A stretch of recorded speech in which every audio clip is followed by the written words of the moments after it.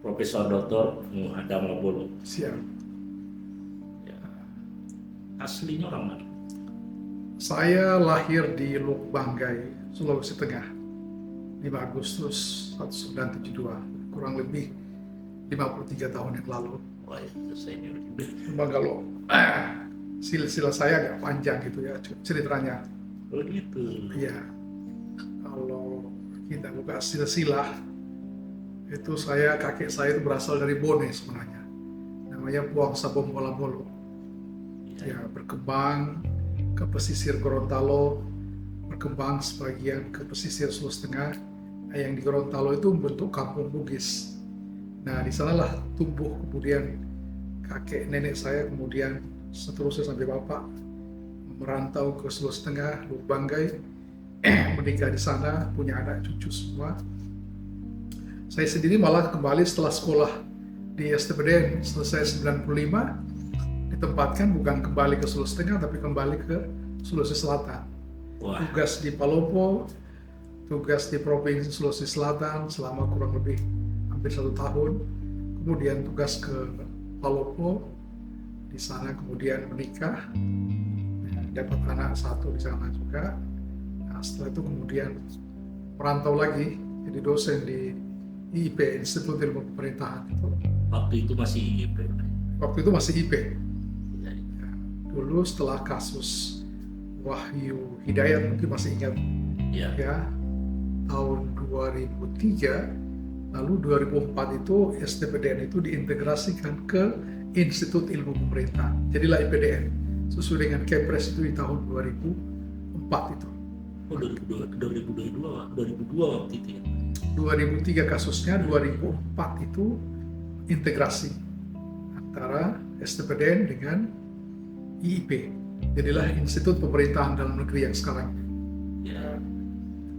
Nah, kalau sekolah kita ini kan panjang ceritanya dari OSPIA itu. Ya, OSPIA Operating School Fund of Ambtenaren itu kan 1900 dibentuk.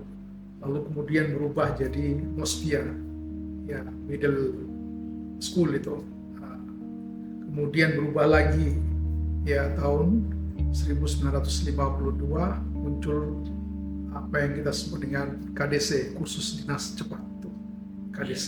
Tidak lama bentuklah kemudian APDN 1956 itu. 20 APDN terbentuk di seluruh tanah air. Termasuk Makassar ya. Termasuk APDN Makassar itu. Yang di Jalan Cendrawasih. Jalan Cendrawasih, sekarang pindah ke Goa itu. Nah, 56 APDN, kemudian terbentuklah kemudian STPDN 1990 itu. Ya. STPDN kemudian, sebelum STPDN, derajat APDN itu meningkat 1 level ke Institut Ilmu Pemerintahan 1972. Ya. Ya, Soeharto resmikan itu. Lalu STPDN 1990 direkruping seluruh 20 APDN daerah itu direkruping, jadilah kemudian APDN nasional. Ya. Ya, yang kemudian berubah STPDN tahun 1990. Ya. Nah, lalu kasus Wahyu Hidayat itu diintegrasikanlah STPDN itu dengan IIP, jadilah IPDN tahun 2004 itu. 2004 IPDN ya. Iya. Jadi sekolah ini sejarahnya panjang memang. Dari mulai Hos Cokro Aminoto itu di Ospia 1900, termasuk kakeknya Prabowo itu, Raden Mas Margono Joyo Hadikusumo. Itu alumni Ospia Magelang 1911 itu. Ya, banyak sekali tokoh-tokoh nasional yang alumni Ospia yang jadi cikal bakal IPDN. Hos Cokro Aminoto punya 3 orang murid hebat. Soekarno ambil nasionalis, ya, kemudian Musso ambil jalan komunis sosialis, kemudian Kartosuwiryo ambil jalan ideologi agama itu. Nah, 3-3 tragis akhir hidupnya semua. Nah, itu guru mereka. Hos Cokro Aminoto alumni Ospia. Ya, sama dengan Profesor Selo Sumarjan, pendiri PISIP UI itu, yang sosiolog terkenal itu juga lulusan Ospia. Ada juga siapa lagi namanya tuh, Halim Perdana Kusuma yang sekarang jadi nama bandara itu. Ya. Memang dia tidak selesai, dia lanjutkan ke Angkatan Udara, tapi dia pernah sekolah di Ospia, ya, pernah sekolah di Mospia, dia pernah sekolah di Mospia walaupun tidak selesai.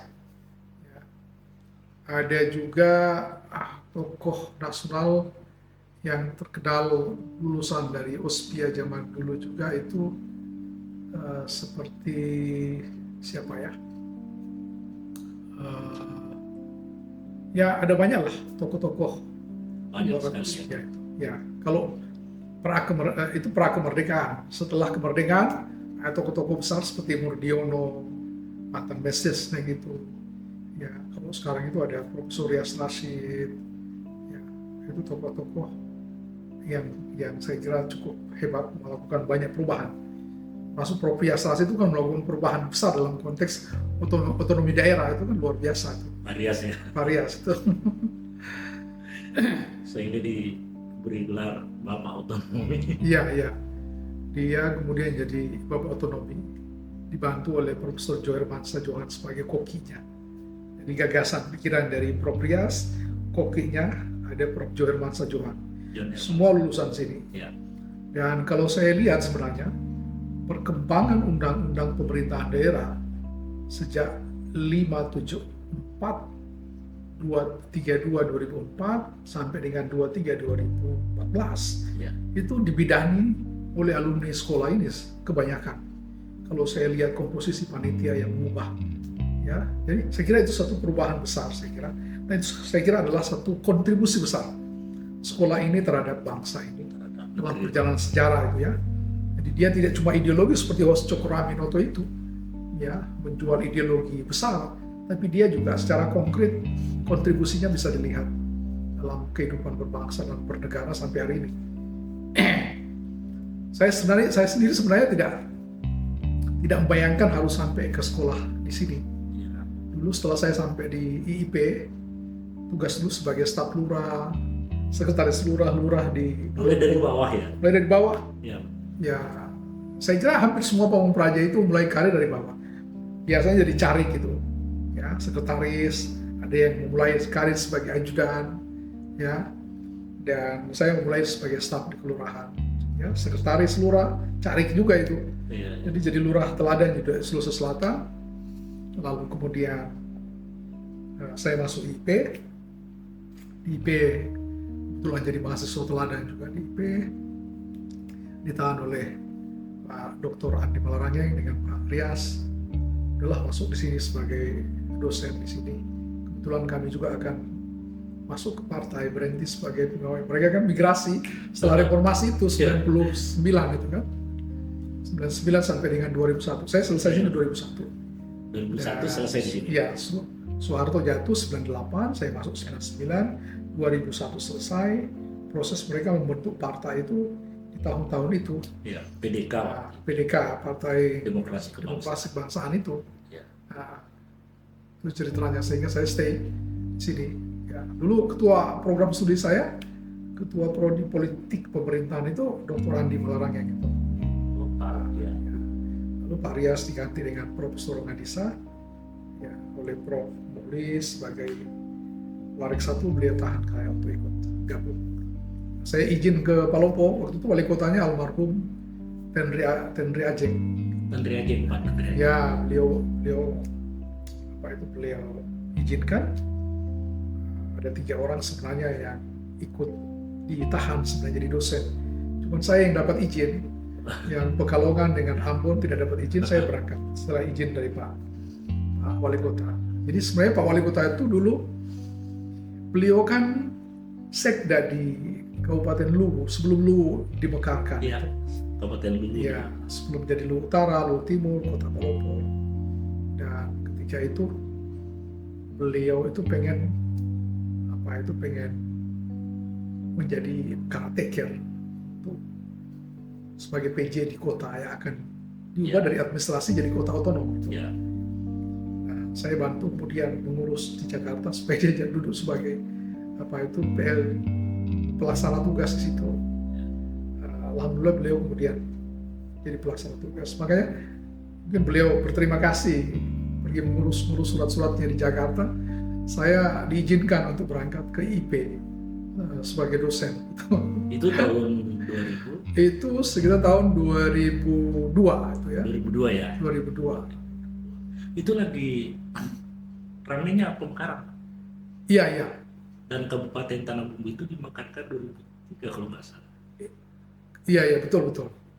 Ah, Luwu itu kan dimekarkan jadi Luwu Utara kemudian. Ya, itu Masuk ya. Dulu dosen di IP itu ada Pak Lutfi, Andi Lutfi. Andi Lutfi ya. Nah, beliau itu kemudian, Andi Lutfi itu begitu pemekaran Luwu Utara jadi, Prof. Rias Rasyid kemudian ya beri kesempatan dia untuk bertanding di Luwu Utara. Makanya beliau jadi bupati di sana selama 2 periode. Tapi luar biasa Pak Rias memberi semangat ya. Ya, saya kira Pak Rias itu punya banyak sekali ya investasi dia di luar konteks dia mendesain otonomi daerah atau menggagas otonomi daerah. Tapi dia secara sebagai seorang yang tuakan, dia banyak sekali membantu ya teman sejawat maupun letting di bawah dia, dan saya kira mereka berhutang budi yang sangat kepada Prof. Rias itu dalam masa-masa transisi ketika itu. Pada saat itu ya. Iya, kan Pak Lutfi itu sebenarnya bertanding di Kabupaten Luwu, tapi kemudian dia kalah gitu ya. Ya.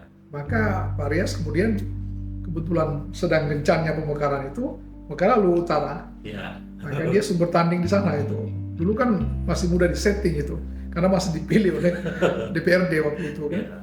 Masih bisa dikomunikasikan. Iya, masih dikomunikasikan di partai-partai itu.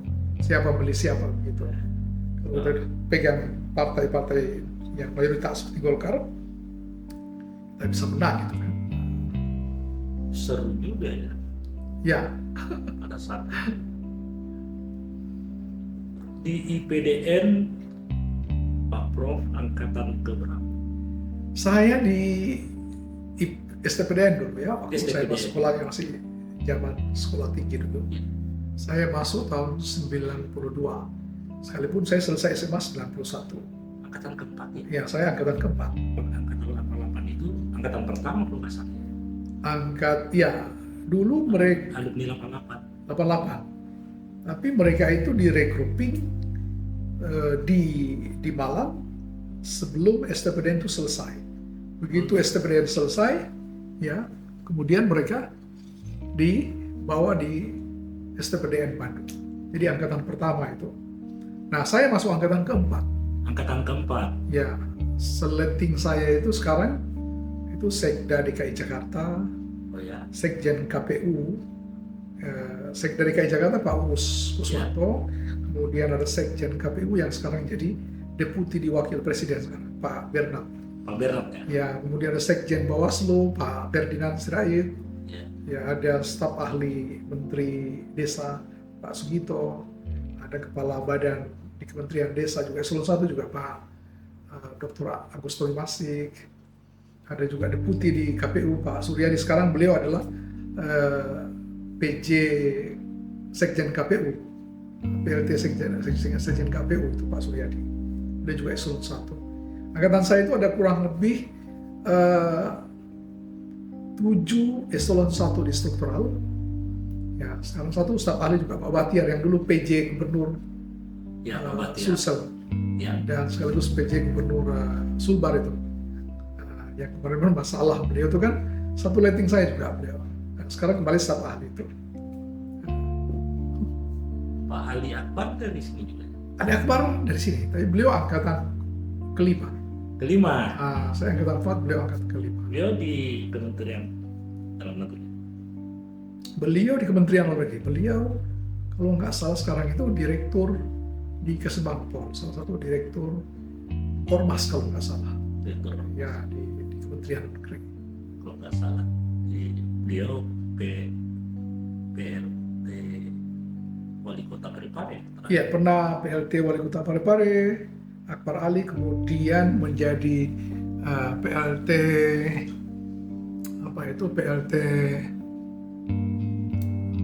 Bupati Solok kalau nggak salah. Solo. Iya, PJ Bupati Solok. Setelah dari Parepare, kemudian PJ Solok. Solo ya. Ya, Sumatera Barat. Wah, kelima juga. Iya, banyak juga posisi dia. Berapa orang angkatan dasar? Kalau saya angkatan total 808 orang, sesuai catatan di buku kenangan angkatan saya ya. Ya. Dan hari ini sudah meninggal sekitar 79 orang. Jadi saya tersisa sekarang ini sekitar 752 orang mungkin gitu ya. Hampir 10%. Iya, 79 orang. Kemarin baru meninggal satu kepala staf ahli di Kabupaten Minahasa Utara, ya Pak Edwin Ombo. Tapi itu rutin komunikasi ya. Rutin di grup besar kami. Jadi kami 808, meninggal 79, eselon 1 7 orang, yang fungsional setelah eselon 1 ada 2. Saya di grup besar, satu lagi sebagai bidadari utama di di BPSDM, Pak Haryawan itu ya. Apa? Nah, saya 100 putri, 708 putra itu. Wow. Nah, yang 5 orang putri yang meninggal itu dari 79, 5 orang. Yang ada di lapas hari ini tinggal 3 orang. Satu di Kalimantan, 2 di Sulawesi Selatan, yang belum selesai perkara di lapas itu. Ada yang belum nikah juga? Ada. Nah, yang 2 laki-laki itu, satu udah meninggal kemarin, tinggal 1 yang belum nikah. Ya kebetulan saya ketua angkatan. Oh gitu. Di angkatan saya itu saya ketua angkatan. Koordinator tingkat. Saya eselon 1 7 orang, setara fungsional 2 9. Ya. Yang duduk di eselon 2 itu sekitar 325 orang. Ya. Sisanya eselon 3 dan non job itu. Nah, ada juga yang non job itu. Sekda kami itu ada sekitar 9 orang. 9 orang. Ya, yang paling banyak sekda itu angkatan adik saya. 05 itu paling banyak sekda itu. Seluruh Indonesia. Ya, angkatannya Pak Akbar Ali itu banyak sekda itu. Oh ya. Iya, mereka banyak sekda itu. Tapi kalau eselon 1 angkatan saya paling banyak. Berarti masih lebih tua kita ini daripada Pak Baran. Iya, masih lebih senior Naik 10 tahun. 73 mungkin. Mungkin, ya mungkin beliau sekitar 73 itu.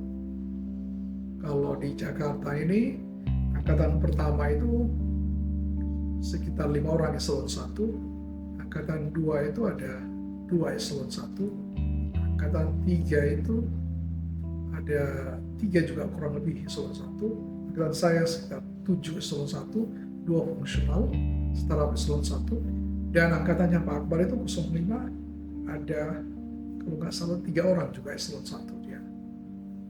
Nah, saya nggak tahu angkatan 06 ke bawah itu. Biasa ingatan. Kawan-kawan suka jalan-jalan ke sini. Tadi ada yang jalan datang ke sini bantu problemnya itu, mulai dari Sabang sampai Merauke, semua stay di sini. Saya bukan hanya bantu angkatan saya, seringkali yang datang ke saya itu angkatan di bawah saya, senior di atas saya, biasanya numpuk ke sini juga. Sama semua minta bantuan ini itu, material, non material, macam-macam lah. Dan sejauh bisa dibantu kami bantu, tidak ada masalah. Ya, problem-problem teman-teman semua. Oke, Pak Prof, hari ini kita ngobrol santai aja. Ya. Baik itu pengalamannya Pak Prof, teman-teman. Dan saya lihat ada juga tulisan-tulisannya Pak Prof Muhammad terkait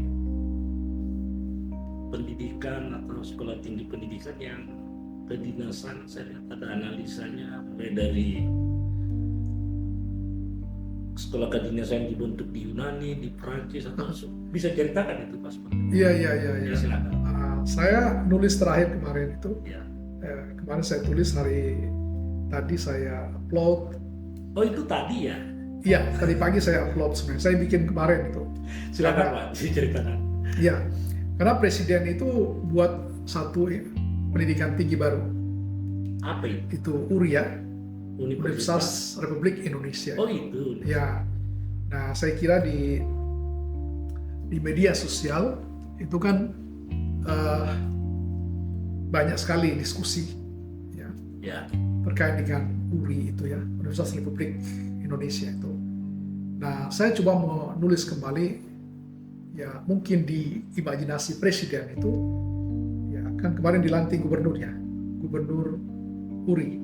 Oh ada. Ya, dia tidak pakai istilah rektor kan, itu kan Gubernur. Iya, gubernur, rektor itu disebut gubernur. kalau nggak salah ada 10 universitas URI ya. Iya, yang akan dibentuk. Nah, semua pimpinan URI itu tidak disebut rektor, tapi disebut gubernur kan. Oh, betul. Makanya banyak teman-teman itu kasih istilah sudah kelebihan gubernur. Ada gubernur Bank Indonesia, ada gubernur DKI Jakarta, ada gubernur Praja itu, ada gubernur Lemanas, ya nambah lagi gubernur URI nanti gitu ya. Itu mungkin kritik masyarakat tuh. Jadi begini, sebenarnya di dalam bayangan saya tujuan presiden itu sangat bagus. Dia sebenarnya membayangkan satu sekolah yang mungkin identik dengan apa yang pernah dibentuk dari zaman bahkan sebelum Prancis membentuk ENA itu. ENA ya? ENA. Jadi sebelum Prancis bentuk itu, kalau kita lihat di Romawi itu ada satu cara sistem di Sparta Yunani itu.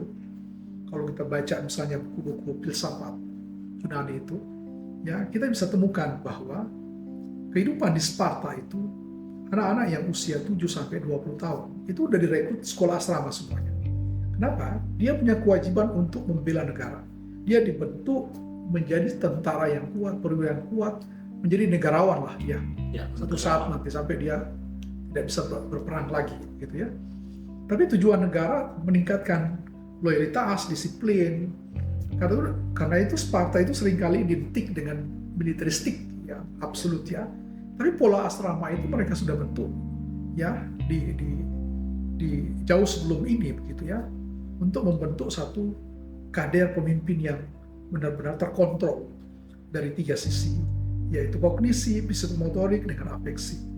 Nah, saya kira setelah itu kemudian pada era 80-an, saya kira kemudian berkembang sekolah semacam itu juga di zaman, saya kira zaman Turki Utsmani juga, di zaman kekhalifahan juga sudah ada sekolah-sekolah asrama semacam itu untuk membentuk kader-kader pemimpin yang bagus, gitu ya.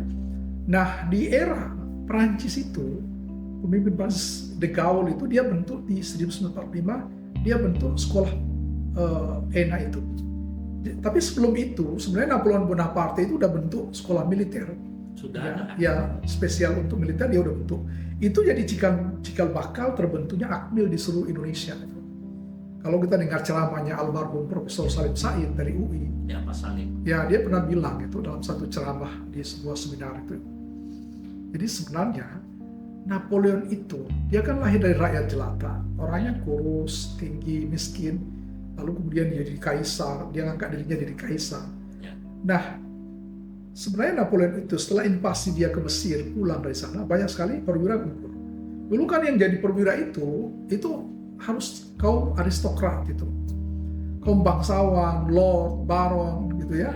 Itu yang jadi. Tapi karena banyak yang gugur, terus ngambil dari mana perwira-perwira itu? Nah, Napoleon menggagas, kenapa kita nggak bentuk aja sekolah untuk menghasilkan misalnya perwira yang benar-benar dididik sesuai dengan kebutuhan kita. Itulah yang kemudian jadi Akmil. Dan mempengaruhi juga di Eropa membentuk Akmil termasuk seluruh dunia dan termasuk Indonesia itu. Nah, di sipil, itu Presiden Prancis tahun 1945 itu, si De Gaulle itu dia bentuk kemudian ENA itu. Ya kan? Untuk sipil. Nah, berkembang itu, dikritik. Kenapa? Karena itu menghasilkan satu kasta yang bersifat elitis dan eksklusif di dalam struktur birokrasi itu. Ya. Itu kritik. Lalu ENA itu dia ubah sedikit menjadi semacam LAN itu. Kalau di Indonesia, Ya. Setialan kira-kira begitu ya, Ya. lembaga administrasi negara dengan Ya. sekolahnya itu. Nah, dia mengambil semuanya di situ. Apa itu mencetak karakter, wawasan, ya statementship, kenegarawanan itu dibentuk di situ. Makanya pemimpin-pemimpin di Perancis itu banyak keluaran dari ENA itu yang dibentuk seperti itu. Nah, bagaimana kasus Indonesia? Dia juga mempengaruhi dalam kasus Indonesia. Terbentuklah kemudian pengaruh Eropa itu masuk kemudian ke Indonesia, dibentuklah OSPIA yang saya bilang tadi 1900 itu. Oh, asalnya dari. Iya, pengaruh Eropa itu, ya, dibentuklah kemudian OSPIA. Nah, sebelum OSPIA sebenarnya itu dibentuk juga Hofdar School itu di Tondano dengan di Bandung. Ya, saya baru terjemahkan sebenarnya buku kenang-kenangan sekolah di Bandung itu, yang Ya. Hope dan School itu di Bandung, cikal bakal, kemudian Ospia dan seterusnya itu. Saya baru terjemahkan dengan Pak Sudarmono PhD, dan beliau minta pengantar. Mudah-mudahan dalam tahun ini kita cetak itu hasil konversi dari bahasa Belanda lama itu ke Indonesia. Seperti kita dulu kan ada bahasa Indonesia lama dengan bahasa Indonesia sekarang gitu ya. Ya. Tempo dulu itu.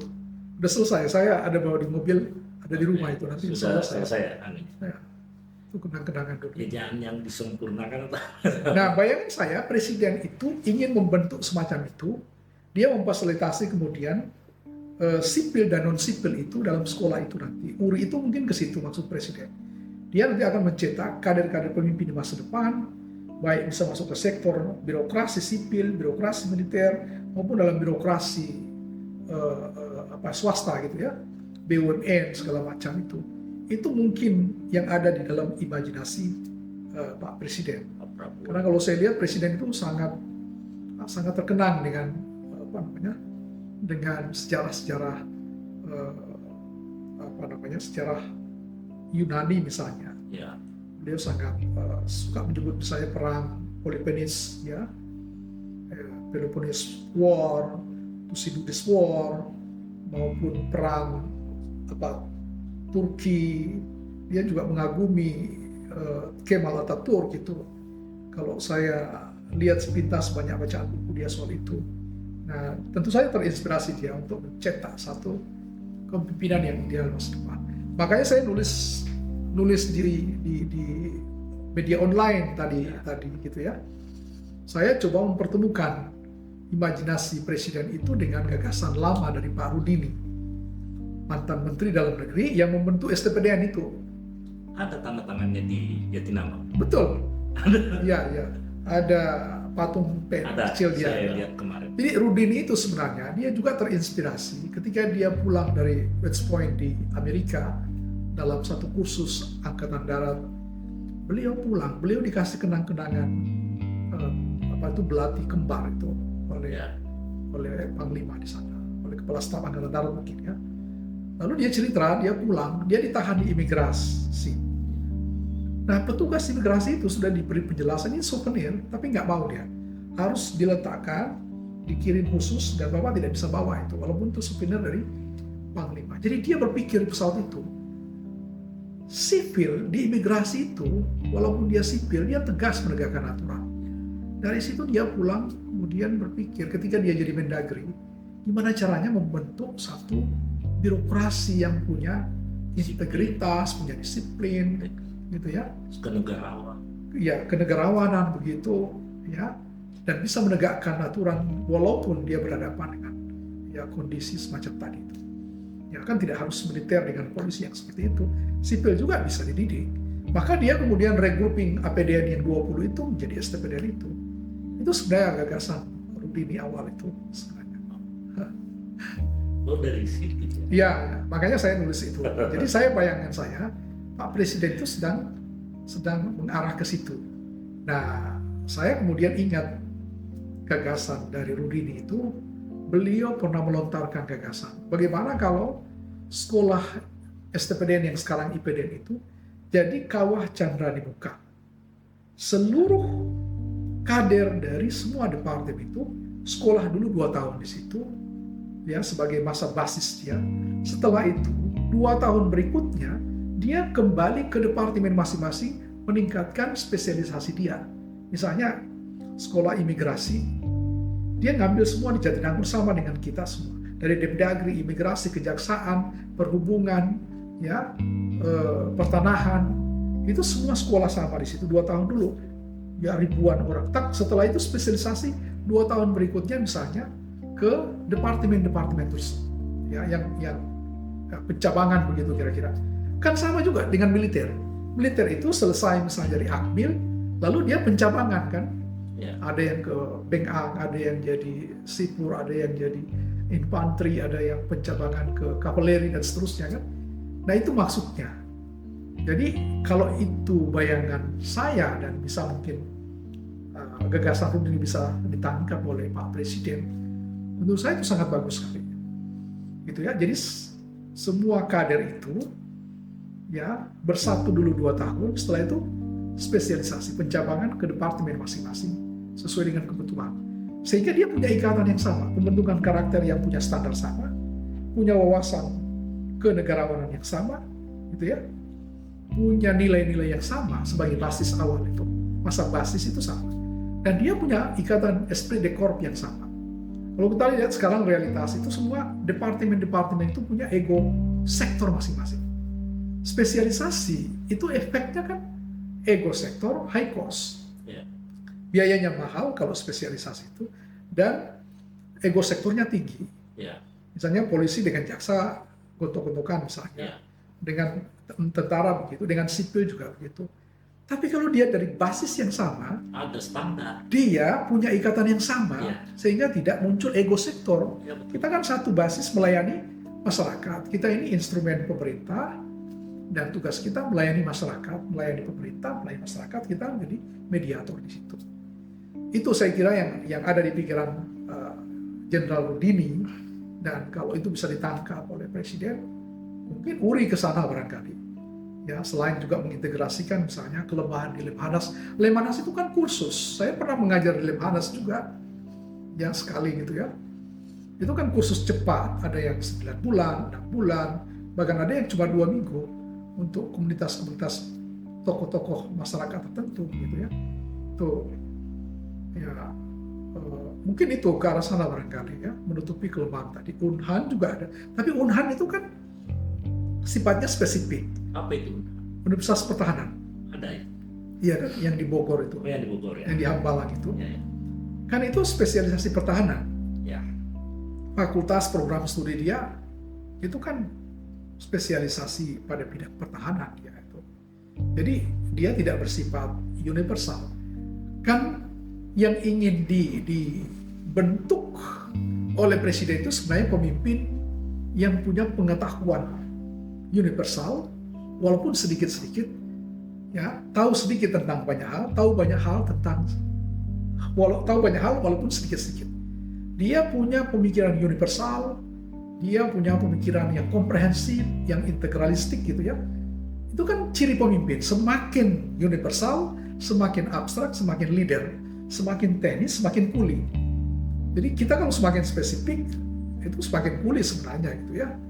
Tapi kalau kita semakin general, makanya kan kalau Bapak lihat istilah disiplin itu yang paling tinggi itu sekjen, sekretaris jenderal, sekretaris umum, dirjen, direktur jenderal, Ya. direktur umum, Ya. bukan sekretaris spesifik, Ya. bukan direktur spesifik kan, General. jenderal. Ya. Sama juga dengan di tentara, itu kan brigadir jenderal, mayor jenderal, letnan jenderal, yang paling tinggi jenderal. Jadi semakin abstrak, semakin leader, semakin teknis, semakin kuli. Nah kita butuh pengetahuan yang general tadi itu Ya. untuk bisa jadi pemimpin. Untuk mengetahui semua hal ya. Benar. Jadi dia perlu satu lanskap, skop yang lebih luas itu seperti burung elang itu, dia punya vision. Banyak yang bisa dilihat dari jangkauan yang jauh, yang tinggi itu. Tapi dia fokus terhadap hal-hal yang akan dia kunci itu.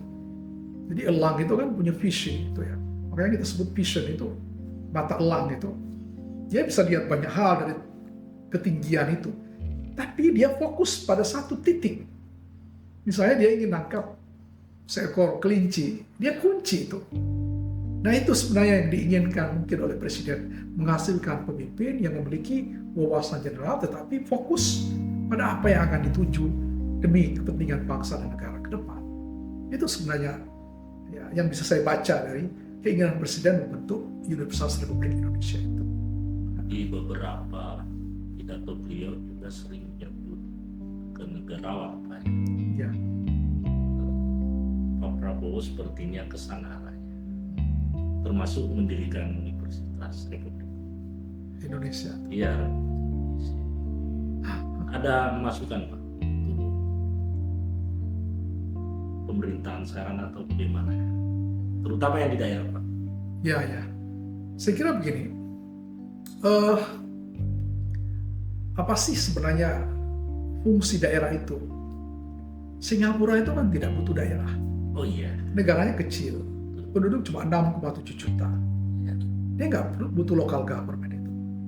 Karena itu seluruh alokasi nilai-nilai itu langsung dari pusat ke masyarakat komunitas. Ya. Nah, beda dengan Indonesia. Indonesia itu adalah negara yang luas. Nomor 1 terluas di dunia kan China. 38 provinsi. Ya, China itu sekitar 1,5 miliar. Nomor urut kedua terbesar Kita di dunia. 400.000. Ya, di bawah China itu sekitar 1,4 miliar Ya. India. Lalu di bawah nomor urut 3 itu kan Amerika sekitar 370 atau 380. Kita di bawah Amerika dikit ya. Kita di bawah Amerika, keempat terbesar Ya. dengan populasi sekitar 285 juta. Taruhlah 290 juta, Ya. gitu ya. Nah, untuk bisa mengalokasikan nilai-nilai dalam konteks kesejahteraan itu, Ya. dalam konteks sistem politik, kan kita butuh entitas di bawah. Kalau tidak ingin capek, bisa aja kita deliver dalam sebuah sistem sentralistik seperti praktek Orde Baru itu. Tapi kan cost-nya besar itu. Ya, sentralistik saja butuh daerah local government, apalagi dalam konteks negara yang begini luas. Kita butuh entitas di bawah supaya bisa mempercepat kita punya kebijakan. Dia menjadi ujung tombak dari kekuasaan itu secara hierarki itu.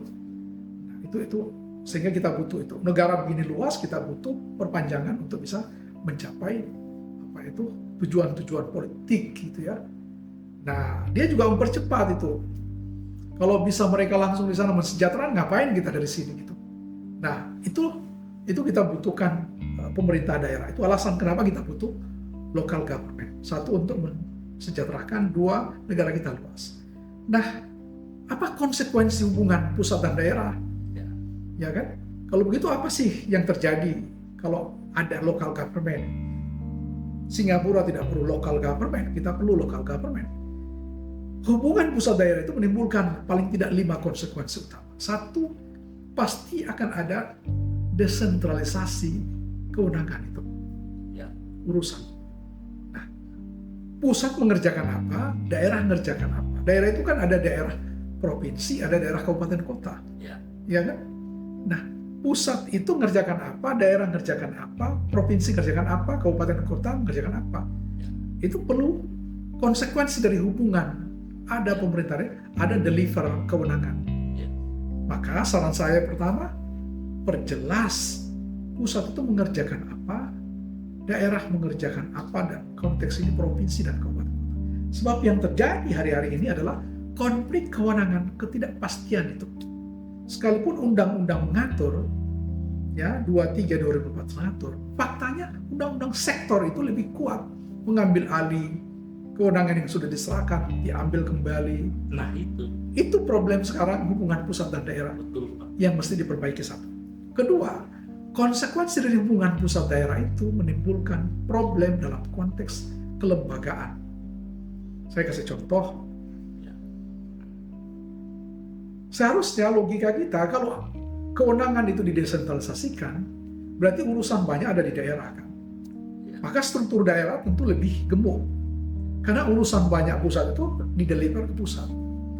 Nah sekarang pertanyaannya, kalau 70% urusan itu ada di daerah, semestinya lembaga daerah itu lebih besar dari pusat. Faktanya kan tidak. Yang mengalami obesitas kelembagaan itu justru di pusat. Lebih dari 100 organ ada di pusat. Belum lagi proyek-proyek nasional seperti BGN itu punya lembaga-lembaga tersendiri yang kita sebut dengan lembaga-lembaga mesostruktur itu. Itu kan semakin banyak. Komisi-komisi, apalagi badan-badan, segala macam itu membengkak. Jadi yang ngurus banyak di daerah lembaganya kecil, sementara di atas yang semestinya berkurang urusannya justru membengkak. Itu konsekuensi hubungan pusat daerah menimbulkan kemudian persoalan. Daerah itu mau bentuk lembaga tertentu untuk melayani masyarakat, dia kesulitan karena dilarang untuk bentuk. Maksimumnya ada, minimumnya ada. Yang ketiga, konsekuensi dari hubungan pusat daerah menimbulkan persoalan. Kalau kewenangan jelas, kelembagaan jelas, siapa yang akan ngisi itu? Untuk mengerjakan urusan yang dideliver pusat ke daerah, tentu dia perlu sumber daya manusia kan? Iya dong. Untuk ditempatkan di daerah itu. Ya. Nah problemnya, ketika daerah merekrut sesuai kebutuhan dia, pertanyaannya mampukah dia biayai? Lalu persoalan keempat, konsekuensi pembiayaan itu dari mana itu?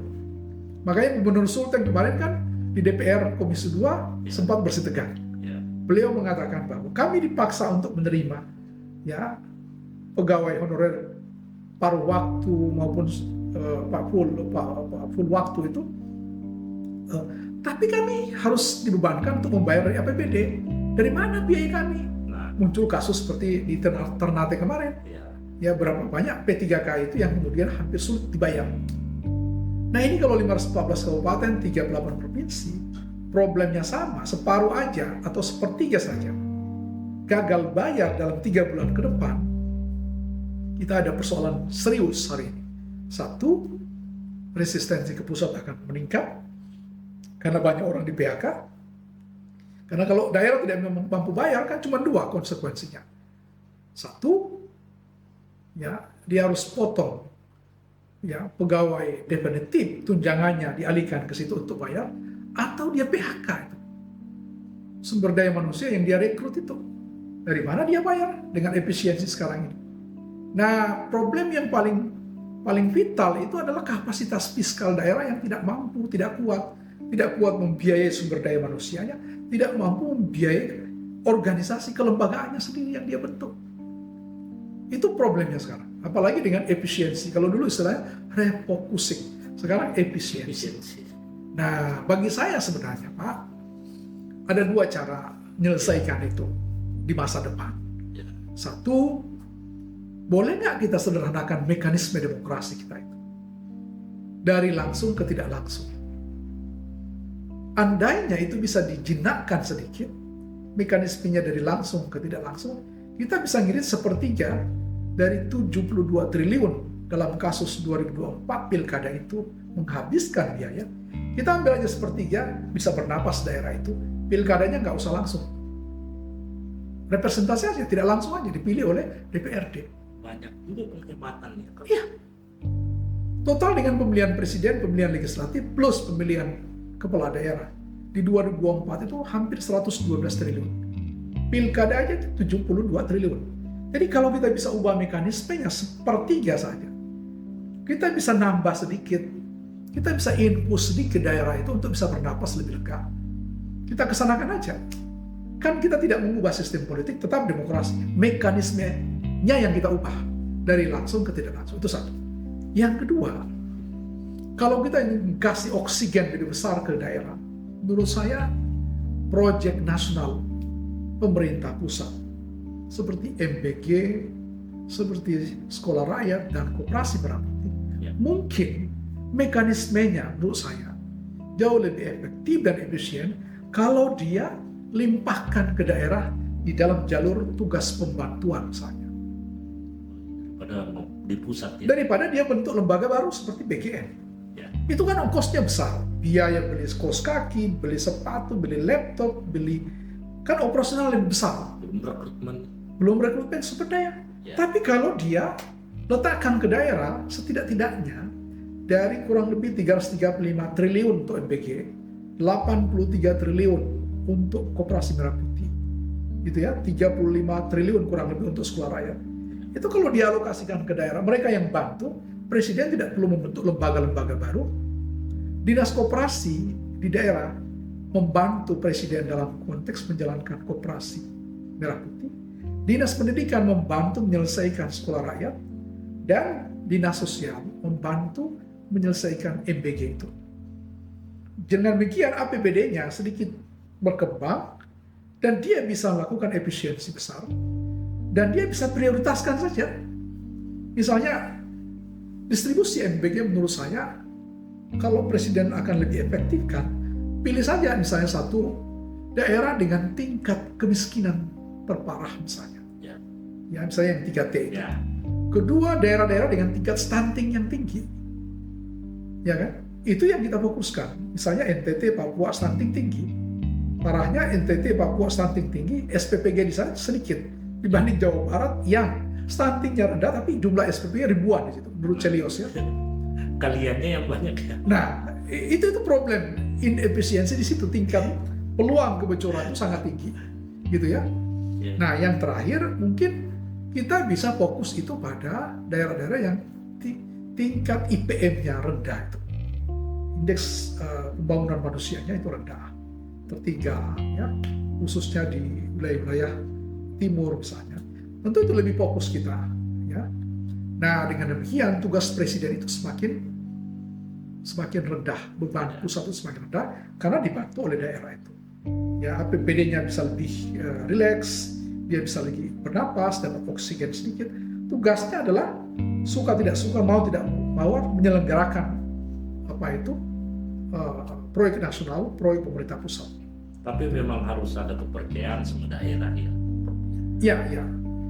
Ya. Kan sebenarnya pemerintah pusat itu menyelenggarakan pemerintahan Ya. di daerah bisa dengan cara desentralisasi, bisa dengan cara dekonsentrasi, bisa dengan mekanisme tugas pembantuan. Tersedia fasilitas itu di dalam Undang-Undang 23. Cuma pertanyaannya kita gunakan tidak itu. Ya, bagi yang ngerti pemerintahan sudah pasti bisa memilih itu. Sebenarnya ada pilihan nih. Ada, mekanismenya tersedia dalam fasilitas itu tersedia dalam undang-undang. Cuma apakah ngerti kita mau menggunakan itu sehingga lebih efisien, lebih efektif. Kita bisa lebih fokus ke hal-hal yang lebih penting dan urgent. Contohnya sarpras, pendidikan, guru yang gaji pokoknya sangat rendah misalnya gitu ya. Dosen yang gaji pokoknya juga rendah. Mereka sedang memperjuangkan di Mahkamah Konstitusi. Mungkin kita bisa lebih fokus ke sana. Ya, sehingga problem bangsa ini bisa kita atasi secara perlahan. Dan pusat juga tidak terlalu banyak urusan ya. Iya, kalau dia deliver begitu kan daerah semakin tinggi trust-nya. Ya. Tapi pemerintah pusat percaya daerah.